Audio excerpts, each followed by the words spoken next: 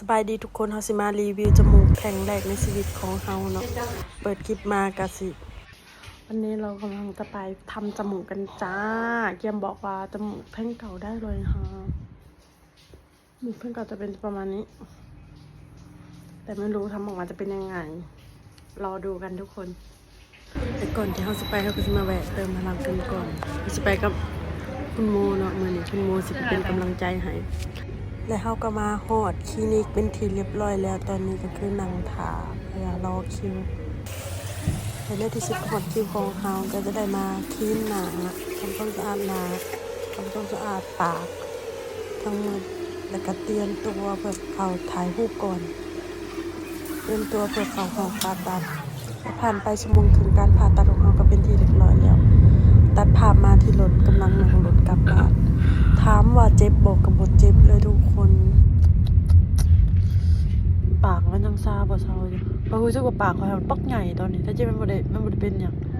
แล้วเขาก็กลับมาห้องไปที่เรียบร้อยแล้วก็พยายามประคบเด่นแต่ตอนนี้เริ่มเจ็บแล้วทุกคนก็กินยาแก้ปวดแล้วก็ยาฆ่าเชื้อที่หมอบอกอันนี้เป็นวันที่2เนาะมื้อที่2เริ่มบวมมื้อที่3เป็นมื้อที่บวมแห้งที่สุดของเฮาเนาะมื้อที่5เขาก็เริ่มออกไปข้างนอกเพื่อออกไปเปิดหูเปิดตาเนาะมื้อที่6มื้อที่7ก็จะเป็นมื้อที่แก้เฟือกเนาะส่วนในการแก้เฟือกนี่เฮาก็สิได้แก้เองเนาะเพราะว่าคลินิกของเฮาที่เฮาเห็นน่ะมันไกลและเฮาก็ได้ถามจากพนักงานหรือแอดมินเพิ่นก็บอกว่าสามารถแกะเฟือกเองเพิ่นก็ส่งวิธีแกะมาให้เฮาก็สามารถแกะเองได้ที่บ้านแต่ก็ต้องระวังเป็นแบบระวังที่สุดนั่นแหละเท่าที่สิเฮ็ดได้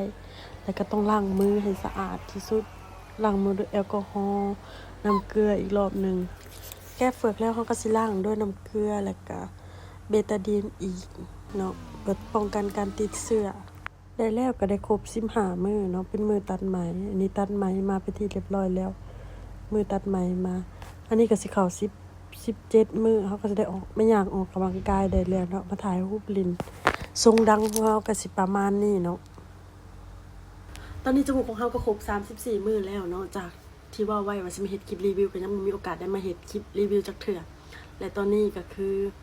และก็หลายคนก็ได้ถามกันเข้ามาว่าเฮ็ดราคาเท่าใดแพงบ่และในการเฮ็ดของเรานี่เราสิเฮ็ดอยู่2อย่างคือเฮ็ดดังแล้วก็ตัดปีก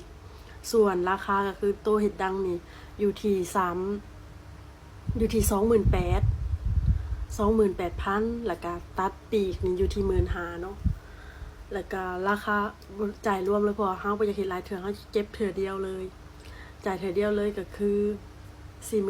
43,000ผู้ที่เป็น 43,000 เนาะหลายๆคนก็ว่าถูกหลายคนก็ว่าแพงแต่สำหรับเฮาก็คือพอดีแล้วเพราะว่ามันอยู่กับเฮาตลอดชีวิตและเฮาเฮ็ดคือเฮ็ดกับคลินิกใดหลายคนถามมาก็คือคลินิกเลอริตาคลินิกเนาะสำหรับเฮาคือโอเคพอใจกับดังทรงนี้แฮง